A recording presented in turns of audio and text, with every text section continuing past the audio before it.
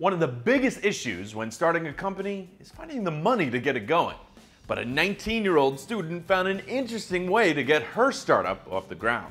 Hey guys, I'm Patrick Jones for Buzz60.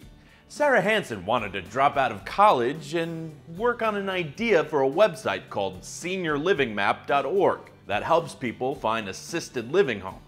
The idea came to her after what she calls a nightmarish experience finding her grandmother a place to stay. She admits that being a 19-year-old with no track record makes raising capital difficult. So she's betting on herself. On the website 32auctions.com, the experienced coder who says she felt she wasn't getting value for her investment at college auctioned 10% of her income over the next 10 years. And she got a nibble. The highest bidder put up $125,000, a figure Hansen wanted but is surprised she got. Let's hope her site takes off, because part of the deal is whether the site stays up or not. She owes the anonymous high bidder 10% of anything she makes. It wouldn't be fun to have a failed website and have to pay 10% of her earnings from a different job.